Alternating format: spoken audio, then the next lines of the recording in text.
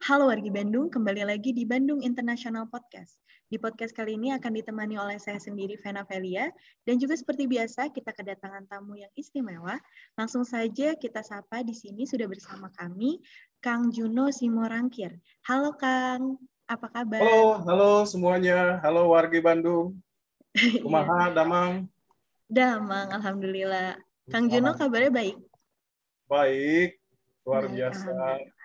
Nah, sebelum kita berbincang nih, Kang, Vena pengen tahu dulu deh, perkenalan diri dulu, Kang Juno ini siapa sebenarnya dan juga memiliki peran apa di komunitas COVID Survivor ini. Silakan, Kang. Oke, terima kasih Vena. Saya sebetulnya adalah bukan siapa-siapa gitu ya. Saya adalah seorang biasa saja, seorang karyawan di perusahaan swasta di Jakarta yang kemudian mendapat anugerah dari yang di atas, memiliki satu penyakit COVID-19 ya. Jadi saya adalah generasi awal dari COVID-19 di bulan Maret. Nah, perjalanan saya itu kemudian membawa saya untuk mendirikan satu komunitas yang bernama COVID Survivor Indonesia gitu. Oke, jadi foundernya gitu ya, Kang ya. Dan ya, Vena penasaran nih, Kak. Apa itu komunitas COVID Survivor dan yang melatar belakangi lahirnya komunitas ini tuh gimana? Ya, oke. Jadi komunitas COVID Survivor Indonesia ini adalah satu wadah ya yang beranggotakan para penyintas COVID-19 di seluruh Indonesia ya. Jadi kita itu berdiri latar belakangnya berdasarkan dari pengalaman saya dulu ya tahun generasi awal lah ya Maret 2020 kena 2020. gitu ya. Nah, saya sudah merasakan bagaimana tidak enaknya gitu ya kena COVID, ya apa saja sih yang harus diperhatikan gitu, dan ada hal-hal yang luput dari perhatian juga. Ya, salah satunya perihal long COVID ya. Kita ketahui bahwa penyintas itu ketika kita sudah dibilang sembuh gitu ya, itu masih itu masih merasakan berbagai macam keluhan ya, sehingga hal inilah yang kemudian melatar belakangi semangat saya untuk membuat satu komunitas. Kenapa? Karena sebagai satu penyakit yang baru ya, COVID-19 tentu sangat membutuhkan banyak sekali edukasi ya, kemudian advokasi, kemudian juga awareness ya, kita harus tingkatkan awareness, dan banyak sekali yang masih belum kita mengerti gitu. Nah, untuk itulah saya cepat-cepat membuat satu komunitas dengan tujuan untuk istilahnya menyelamatkan ya teman-teman yang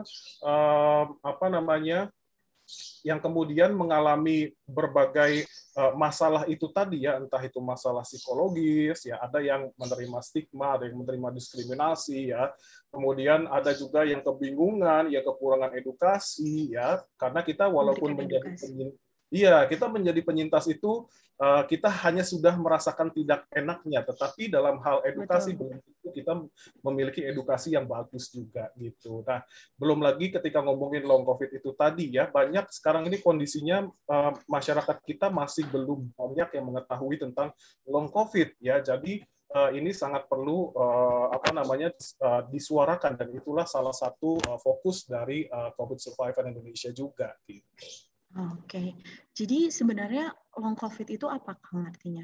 Dan kalau yang sudah bisa dikatakan penyintas COVID, apa ada aturan-aturan tertentu yang boleh dan tidak boleh dilakukan? Itu gimana Kang? Oke, jadi long COVID itu bukan COVID ya. Long COVID itu memang dialami semua penyintas, tidak semua penyintas COVID-19. Jadi kalau dibilang penyintas COVID-19 belum tentu mengalami long COVID, tetapi kalau yang mengalami long COVID sudah pasti dia adalah seorang penyintas COVID-19.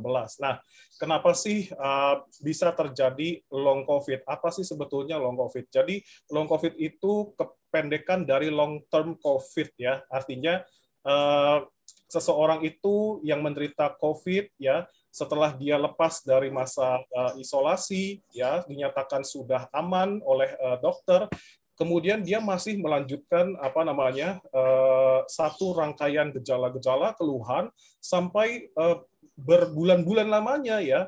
Memang saat ini ada yang laporan sudah ada yang mengalami perbaikan ya dalam hitungan minggu ya, ada yang dalam hitungan bulan, ada yang sampai dengan sekarang juga masih fighting ya, 1 tahun lebih gitu ya, masih belum tahu nih, masih belum jelas kapan dia bisa akan pulih. Nah, maka dari itu disebutnya itu long term COVID. Jadi long COVID ini adalah satu bentuk sequelae atau gejala sisa ya. Jadi dia adalah kelanjutan dari satu buah penyakit di depan ya, kemudian dia masih memiliki buntut panjang di belakang ya. Ini sebetulnya di beberapa penyakit yang asalnya dari virus itu sudah beberapa ditemukan juga ada post viral syndrome namanya. Nah, ini long COVID ini adalah bentuk dari post viral syndrome yang kita belum banyak mengerti sebetulnya tentang long COVID ini. Jadi sebenarnya apa yang sebaiknya kita lakukan sebagai bisa dikatakan penyintas COVID sendiri, Kang? Apa yang harus kita lakukan? Ya, kalau misalkan bicara mengenai kuratif ya, dalam arti penyembuhan misalkan gitu ya, jika kita penyintas yang sudah sudah lulus ya, artinya sudah lepas dari masa isolasi, teman-teman mungkin banyak yang kemudian ketakutan ya, jadinya istilahnya kita tuh sekarang kita bukan ketakutan sama penyakitnya, istilahnya. Ya, istilah sekarang kan lagi PPKM diperpanjang ya. Kita nggak mikirin itu.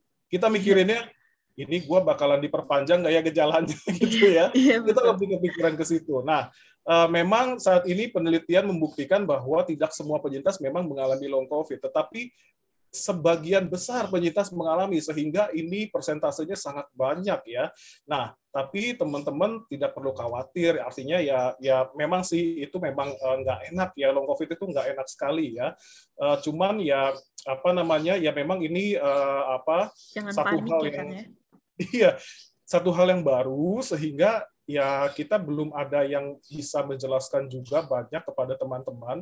Hal yang bisa dilakukan adalah kita satu sama lain saling menguatkan gitu, sehingga inilah pentingnya satu grup komunitas ya, grup dukungan ya antar sesama kita. Karena kenapa? Karena penyakit ini kan penyakit baru ya. Jangankan teman-teman warga biasa gitu ya, para ahli pun juga masih terus mencari penyebab kenapa terjadinya long COVID dan bagaimana menyembuhkannya. Itu sampai sekarang masih kalau kata WHO, long COVID is the biggest mystery ya, remains dari pandemi ini. Jadi memang iya kondisinya seperti itu. Ini kalau saya bilang ini nasib jadi generasi awal-awal dari satu penyakit pandemi ya. Ada aja satu yang belum ketemu, dan kalau kita kena itu ya kita harus kalau saya bilang sama teman-teman yang udah kena gitu ya, mengalami long COVID, yuk kita berdamai gitu dengan diri kita sendiri gitu. Jadi berdamai itu artinya kita usahakan alihkan fokus gitu ya ke hal yang lain. Jadi jangan ke keluhannya, walaupun memang saya tahu paham banget ya, mengganggu sekali seperti itu Kak Vena. Oke, nah Vena penasaran lagi nih tentang Kang Juno tadi menyinggung tentang stigma-stigma, karena COVID sendiri kan memang sesuatu hal yang negatif gitu ya Kang, bisa dibilang sebuah penyakit. Nah, adakah stigma yang diterima oleh penyintas COVID sendiri, dan bagaimana sih kita sebaiknya menyikapi sebagai yang jadi penyintas COVID itu sendiri? Ya. Oke, jadi kalau misalkan kita bicara mengenai masalah stigma, itu ada 3 ya stigma, yaitu stigma struktural ya. Okay. Struktural itu adalah stigma yang kita terima dari tempat kerja ya, seperti itu. Nah, itu stigma struktural. Kemudian ada lagi stigma sosial. Kalau sosial itu adalah stigma yang kita terima dari kehidupan sosial kita di sekitar kita, termasuk keluarga ya. Kemudian yang terakhir adalah stigma yang datangnya dari penyintasnya sendiri gitu, dari si orangnya itu sendiri, menstigma dirinya sendiri. gitu. Jadi itu adalah 3 jenis stigma. Nah, kalau kita bahas masing-masing itu terjadi semuanya ya. Stigma struktural itu terjadi pada penyintas-penyintas ya, kebanyakan mereka menerima diskriminasi dari tempat kerja, misalkan contoh masih dianggap sakit ya, kemudian nggak boleh masuk kerja kalau dia belum negatif, padahal medis sendiri sudah bilang ya, Kemenkes sudah bilang yang menentukan kesembuhan itu bukan hasil tes ya. Kalaupun mau minta hasil tes negatif ya, tesnya dibayarin dong, tapi banyak yang tidak melakukan itu. Jadi semua hasil tes itu harus ditanggung sendiri ya, padahal medis tidak merekomendasikan. Kemudian stigma sosial ya, stigma sosial ini ada stigma yang umum ya, yaitu tadi penyintas masih dianggap seperti satu virus yang berjalan gitu ya. Itu ada. Tapi kalau ini saya selalu bilang sama teman-teman, ya sudah, kita nggak usah ambil pusing. Kenapa? Kan memang kita lagi menghadapi pandemi penyakit yang lain dari biasanya, yang memang menular. Artinya gini, kalau mereka tidak mau dekat-dekat dari kita, daripada kita stres mikirin tersinggung gitu ya, ya sudah kita bilang terima kasih aja. Maksudnya gini, ya sudah, makasih, aku nggak usah minta kamu untuk jaga jarak, kamu sudah jaga jarakmu sendiri. Gitu ya. Jadi ya udah, ngapain kita, daripada kita pusing ya mikirin ini kenapa sih. Dan akhirnya saya juga suka nanya kepada teman-teman lah, emang teman-teman mau dekat-dekat sama orang? Enggak dong, ya kan? Iya, betul. Ya udah, nggak apa-apa kalau dia mau itu dengan jauh-jauh. positif ya, Kang ya. Betul, iya, nggak apa-apa kalau dia mau jauh-jauh, nggak usah kita pikirin. Ya memang kita harus jauh-jauh, jangan dekat-dekat dong, ya kan? Gitu. Dengan kondisi seperti ini, ya betul. Iya, betul. Nah, ini yang tadi saya bilang ya, menjadi penyintas bukan lantas kita kemudian jadi teredukasi dengan baik. Hati-hati, kita masih ingin kembali ke masa kita sebelum sakit. Gitu ya. Jadi ini satu kondisi yang memang khusus ya, spesial. Kemudian untuk yang terakhir itu tadi untuk stigma sosial juga ada penyintas menstigma sesama penyintas. Kak Vena. Jadi khusus untuk di long COVID ya. Ini di long COVID nih kejadian. Jadi tadi kan ada ya, long COVID itu ada yang kena, ada yang enggak ya. Nah, penyintas yang tidak mengalami long COVID kemudian menstigma penyintas yang mengalami long COVID. Stigmanya begini, kok kamu bisa begitu? Aku kemarin enggak, aku kayaknya enggak ada tuh lemas, aku enggak ada tuh, aku begitu selesai isolasi ya udah langsung sehat. Kamu kayaknya kepikiran doang kali, coba deh kamu coba hal-hal yang membahagiakan, pikiran-pikiran positif padahal dia memang betul-betul mengalami sebuah kondisi yang tidak biasa gitu. Jadi ini memang harus disikapi, dan ya inilah dia ya, makanya acara ini bagus sekali supaya teman-teman itu banyak yang tahu ya bagaimana sih cara menyikapi keadaan teman-teman yang menjadi penyintas ya, apalagi yang sudah jadi penyintas kemudian dia tidak mengalami long COVID. Bukan berarti kita lantas bisa menyamakan kondisi kita kepada teman-teman yang masih belum baik-baik saja gitu ya. Kemudian yang terakhir, penyintas stigma dirinya sendiri nih. Ya, jadi penyintas itu kita kadang-kadang suka menstigma ya. Aduh, ini kok gua nggak sembuh-sembuh, aduh kok gua masih lemes, aduh kok gua ini sarang penyakit nih di keluarga gitu ya, ini gua pokoknya bikin susah keluarga nih, itu gua bego banget, nah ini akhirnya apa? Akhirnya ini berdampak kepada psikisnya dia, dan itu adalah sesuatu yang berbahaya. Ya, kita tahu semakin dia melakukan hal seperti itu, semakin dia kemudian terjerembab semakin dalam, sehingga itu berpengaruh kepada nanti keadaan fisiknya ya. Dari situ kemudian ke psikis, dari psikis dia depresi, kemudian akhirnya berpengaruh kepada fisiknya, seperti itu, Kak Vena. Oke. Jadi terakhir nih Kang, adakah pesan untuk warga Bandung khususnya penyintas COVID untuk menghadapi fenomena-fenomena yang tadi dijelaskan Kang? Silahkan Kang. Ya, pesannya sebetulnya cukup mudah, yaitu perbanyaklah literasi, terutama mengenai kesehatan. Ya, di masa pandemi ini, saya mohon untuk literasi kesehatan jangan dianggap sebagai sesuatu yang menakutkan. Memang sih ada yang menakutkan ya, kayak long COVID itu tadi ya, mungkin orang akan takut. Tetapi kita perlu sekali untuk mengetahui kenapa. Karena penderita yang contoh untuk penderita long COVID ya, Yang kena dan yang tidak kena itu belum diketahui penyebabnya apa. Jadi jangan berbangga hati dulu ketika kita tidak kena bahwa itu imun kita lebih kuat ya, bahwa itu tubuh kita lebih hebat. Enggak, ingat belum diketahui penyebab kenapa yang lain enggak kena, yang itu bisa kena. Ya, belum tahu. Jadi ungkapkanlah rasa syukur kamu tidak kena kepada teman-teman yang masih belum baik-baik saja. Bantulah mereka, dukunglah mereka, suarakanlah suara mereka ya, dan tingkatkanlah literasi kesehatan kita, karena kita sekarang tahu bahwa sekaya apapun kita, sepintar apapun kita, kalau kesehatan kita nggak ada, maka itu nol semuanya. Ya, sehingga yang paling dasar itu adalah kita harus memiliki literasi kesehatan yang baik ya. Ini belum ngomongin hoax-hoax yang banyak beredar ya kan. Sehingga ini penting sekali kita untuk meningkatkan literasi. Kalau ada satu bacaan ya kita baca ya. Sumbernya harus yang jelas. Nah, itu penting sekali gitu. Kredibel. Ya. Terima kasih banyak nih Kang. Vena sudah mendapatkan insight yang luar biasa hari ini.